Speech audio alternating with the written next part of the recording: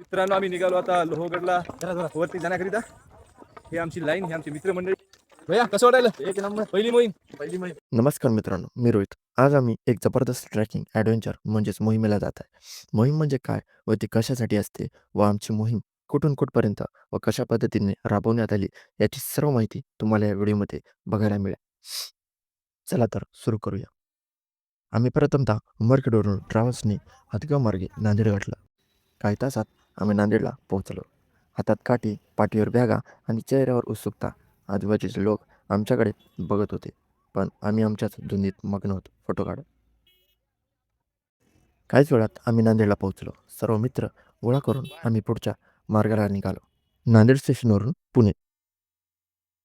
नांदेड स्टेशनला आमचा बराच वेळ गेला. गाडी होती 6 वाजता आणि आम्ही पोहोचलो 4 वाजता. त्यामुळे आम्ही इथे बराच वेळ टाईमपास केला. गाडीची वाट बघत खूप वेळ निघून गेला. अखेर आम्ही सर्वजण गाडीत बसलो. पुणेला पोहोचताच लगेच लोकल गाडी पकडली. लोकल ट्रेनने प्रवास एकदम रोमांचक झाला. हा रात्रभर व्हिडिओ बनवत होता, हा मला चिडवत होता आणि या दोघांनी पूर्ण रात्र जागूनच काढली होती. हे रावल्या पोरगं चांगलं, पण कोणत्याही गोष्टीला चिडचिड करतो. पण आपला जिगिरी. ट्रेनमधली खरी मजा वेगळीच. खिडकी बाहेर धावणारी शीतळ गाव आणि सतत सुरू असलेली गप्पा. मोहिमेची कल्पना करत आम्ही मळवलीकडे झेप घेत होतो. स्टेशनला उतरताच पोरांच्या जोरात घोषणा व कल्ला सुरू झाला. स्टेशनवरून बाहेर निघताच गर्दी मावेनाशी झाली. आमच्यासारखे ते लाखो दारकरी गोळा होत होते. ते सर्व पहिल्या मुक्कामाकडे म्हणजेच लोहगडच्या पायथ्याशी गोळा होत होते. आम्ही एका जागी थांबून फ्रेश होऊन पुढे निघालो. धारकऱ्यांच्या मागे पुढे छत्रपती शिवाजी महाराजांच्या पुतळ्यापाशी हजारोंच्या संख्येने धारकरींची गर्दी जमा होत होती. सर्वजण आपल्या सोयीची जागा पाहत होते. आम्ही पण एका जागी आराम केला. बाजूला यवतमाळचे धारकरी बसलेले होते. त्यांची तलवार घेऊन थोडे फोटो क्लिक केले, कारण या राहुल्यात लय मस्ती फोटो काढायची. ठीक 11 वाजता आमचे व्हॉलेंटियर म्हणजेच धारकरी निलूभाऊ यांनी आम्हाला लोहगडला जाणाऱ्या मार्गावर प्रवृत्त केले. पण आम्ही लय शहाणे त्यांना व त्यांचे सहकारी संता पाटील यांना चाट दिली. नंतर राहिलो आम्ही 6 जणी. त्यात आम्ही तिघे चड्डीतले मित्र. वाट लावल सगळ्यांची, पण आम्ही तिघे सोबतच राहणार. हे राहुल्या आणि चक्र्या माझे जिगीर मित्र. हा ओम्या पिंपळे, मानस खत्री आणि त्याचा भाला त्याहून लय खत्री. थोडा वेळ बसून आम्ही थोडा आराम केला, कारण लोहगडचा मार्ग एवढा सोपा नव्हता. नागोळी वळणं आणि उंचच्या उंच चढ फार दम येतो. आणि त्यात आमचे 6 जणांचे नेतृत्व करणारे अमोलभाऊ, ज्यांची ही दुसरीच मोहीम होती. पण यांनी फार अशा लांब लांबच्या गोष्टी फेकून आम्हाला मोहिमेला नेलेच नेले. हा आमचा पहिलाच दिवस. 2 किलोमीटरलाच पाण्याचे टँकर बघून सोय तर बरी दिसली. ह्योम्या बघा याचा व्हायला. अशा मोहिमेत गेल्यावर वेगवेगळे नमुने बघायला भेटतातच. त्यात आमच्या सोबतच एक अजिबोगरी बातमी. या बारक्याचा फोन बघणं काय थांबलं नाही, पण आम्ही विसावागडाच्या पायथ्याशी मात्र पोहोचलो. इथे थोडे फोटो काढलेत आणि नंतर पुढे लोहगडाकडे निघालो. जाताना अमोलभाऊनं आमचा बराच टाईमपास केला. थोड्या गप्पा करत, फोटो काढत, एकमेकाची टिंगल करत आम्ही गडाच्या पायथ्याशी पोहोचलो. तिथे छत्रपती शिवाजी महाराजांच्या स्मारकाचे दर्शन घेऊन मी चक्र्याचे, रावल्याचे, वैभवचे फोटो क्लिक केले आणि पुढच्या वाटचालीस धाव घेतली. गडाच्या पायऱ्यांवर चढताच एवढी गर्दी बघून आमची मंडळी इथेच घाबरली. पण अजून तर पूर्ण गड फिरायचा बाकी आहे, म्हणून आम्ही अमोलभाऊच्या सांगण्यावरून पुढे निघालो. आजूबाजूला जंगल असल्यावर इथे हे प्राणी तर आपल्याला बघायला भेटतातच. कोणी बघितला नसेल असा प्राणी म्हणजे हे वैभ्या, ज्याला माकडच नाही तर चांगले चांगले पण माणसं घाबरतात. धारकऱ्यांव्यतिरिक्त पण इथे बरेच सारी लोकांची गर्दी होती, पण सर्वात जास्त धारकरीच. चढता चढता एक काका भेटले, ज्यांच्या बासुरीचा आवाज मला तर आवडला. बाकी तुमचं मत कमेंटमध्ये जरूर सांगा. साधारण माणसं एवढी गर्दी बघून घाबरून जातात, पण हे धारकरी जणू काही त्या काळातील छत्रपती शिवाजी महाराजांची खरेखुरे मावळच. कारण जिथं जिथं नजर टाकावी त्यांच्याकडे बघवीत असते व पांढरी टोपी घालून पठ्ठे एकदम त्या काळातले मराठी मावळे दिसत होते. लोहगडचा तो नजारा, त्यावरती एवढ्या मावळ्यांची गर्दी जणू काही भूतकाळात प्रवेश केल्यासारखं वाटत होतं. या धारकऱ्यांची गर्दी बघून जोरजोरांच्या घोषणा ऐकून आणि सामान्यपणे भांडण न करता एकदम नीतिनियमाने सर्वांना सोयीस्कर जावं या हेतूने गडावर चढणं हे बघून मला तर आपल्या मराठी बांधवांवर अभिमान वाटतो. हे आमचे अमोलभाऊ यांना व्हिडिओ बनवायला खूप इंटरेस्ट आहे. यांनीच आम्हाला या मोहिमेसाठी प्रवृत्त केले. पण पुढच्या मोहिमेला आम्हाला ते नेतील याची काही गॅरंटी नाही. कारण आम्ही नगच यांना एवढे भारी भेटलोय की हे पण हैराण झालेत. हा गडाचा पहिला दरवाजा गणेश दरवाजा एकदम तटबंदी बुरुजासारखा वाटतो आणि हे आत जाणारी धारकरी जणू काही आत्ताही महाराजांच्या दर्शनासाठी चाललेले मराठी मावळच. हे दृश्य बघायला एवढं भारी वाटतंय ना. आणि मंडळी सांगायला झालं तर हे दृश्य बघायला मोहिमेत जावं लागतं. या दरवाजातून आत जाताच एक तोफखाना आहे, ज्यामध्ये दारुगोळा ठेवला जात असे. मी आणि माझे मित्र इथे थोडा वेळ थांबून पुढे निघालो. धारकऱ्यांच्या या घोषणा ऐकून गड चढण्यासाठी एक वेगळीच ऊर्जा अंगात येते, ज्यामुळे गड चढणं एकदम सोपे जाते. गडाचा दुसरा दरवाजा नारायण दरवाजा.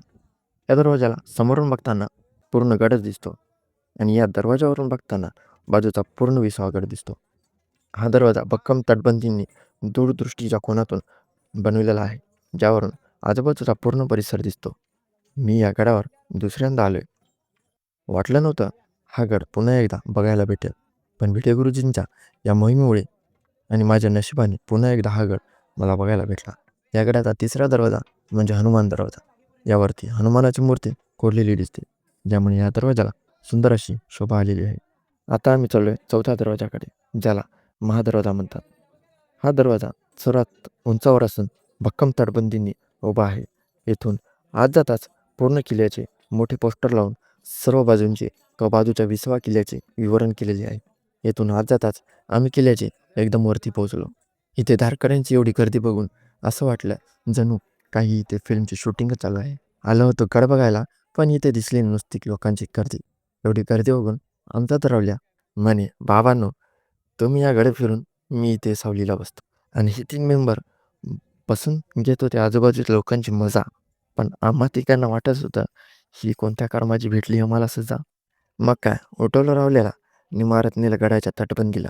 विचारलं देव का ढकलून तुला, पण तो म्हणे नाही नाही फोटो काढ माझा. यांना काठी तर येत नाही फिरवायला, पण यांना कोण सांगावं. बसा मुलं गुन्हानं. मंदिराचं दर्शन न करताच आम्ही निघालो पुढच्या वाटेनं. पुढे तरी कुठं अमोलभाऊच्या मागे मागे. या गडावरती आधी तरी फिरलो मी, पण गाईड झालेत अमोलभाऊ. मला तर पटलं नाही, पण काय करावं, काय म्हणता येत नाही. आता विंचूकड्याकडे जायचं. तिकडचा आपण भाग पाहिला. हो तो चांगला आहे. तर इकडे थोडा भाग पाहून घेऊ. Okay okay. चला यांना विचारावं म्हटलं विंचुकडा म्हणजे काय, पण यांना नावाच बरोबर घेता येईना, तर मला काय सांगणार. पुढे ज्यांना आम्ही चाट दिली होती ते भेटले आमचे व्हॉलेंटियर नीलभाऊ भागवत. पण हा माणूस एकदम दिलदार हो. पुढच्या मोहिमेला पण आपण याच व्यक्तीसोबत येणार.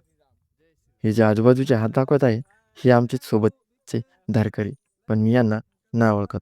पण तरी पण कसे स्माईल देत आहेत बघा. तो जो विंचवाच्या आकारासारखा माळाचा अरुंद असा खाईचा पट्टा दिसतोय, तोच आहे विंचुकडा. ते आमचे निलेश भाऊ पुढे जाण्यासाठी आम्हाला आदेश देत आहेत, पण त्यांना कोण सांगावं. इथे चालून चालून वाट लागली, तहान लागली, पाणी प्यावं लागतंय, पण पाण्याची बाटली तर संपली. आता आपल्याला पण असंच बाकीच्या धारकऱ्यांसारखं खटल्यातलं पाणी प्यावं लागेल. चला तुम्हाला दाखवतो आम्ही धारकरी गडावर कोणतं पाणी पितो. हे बघा आपले अमोलभाऊ खटल्यातले पाणी पित आहे.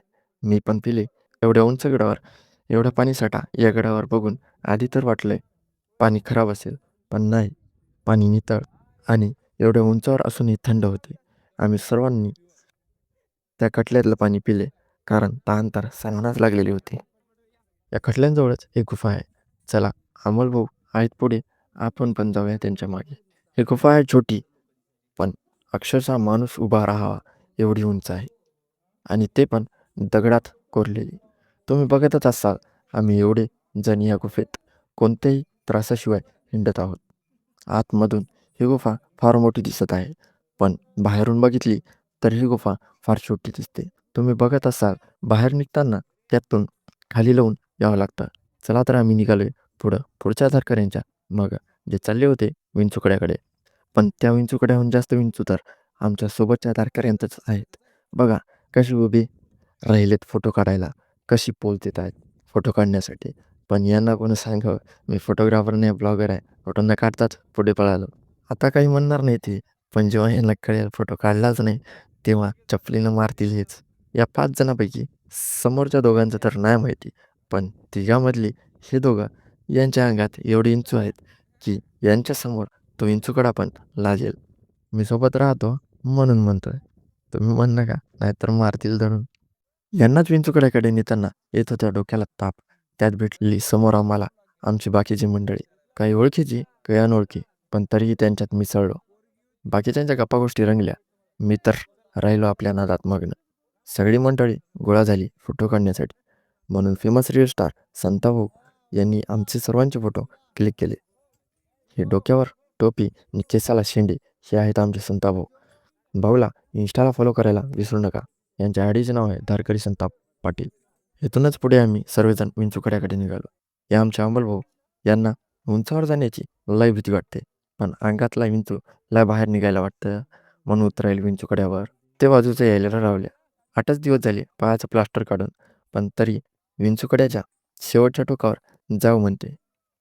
तुम्हीच विचार करा याच्या अंगात किती मोठा विंचू असेल. हे आमचे कार्यकर्ते काय म्हणतात तुम्हीच बघा.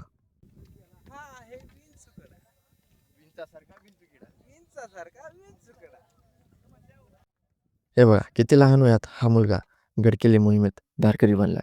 सांगतो वेदांत विनायक काळे. वय 13. 13 वर्ष.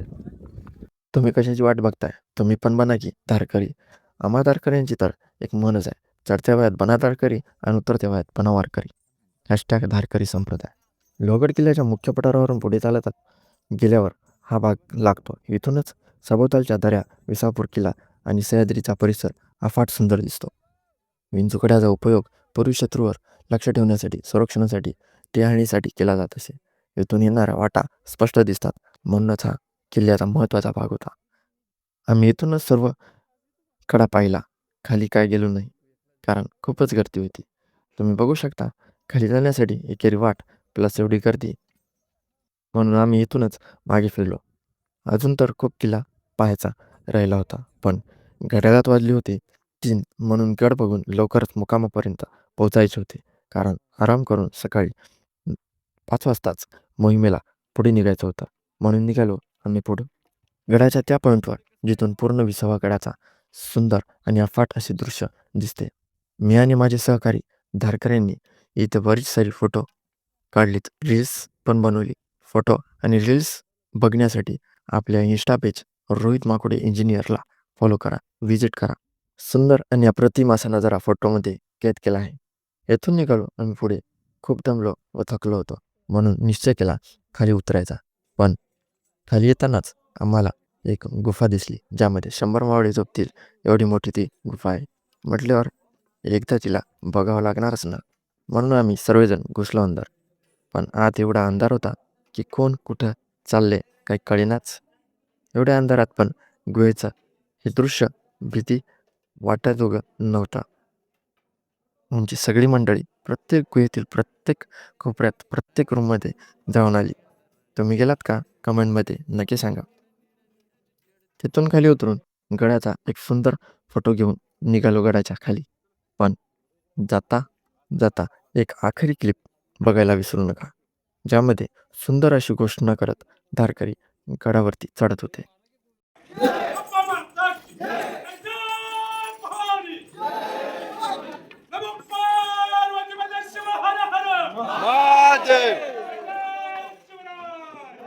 चला तर मग भेटूया पुढच्या अशाच एका थरारक व्हिडिओमध्ये. व्हिडिओ लाईक करा, चॅनलला सबस्क्राईब करा आणि व्हिडिओला जास्तीत जास्त शेअर करा.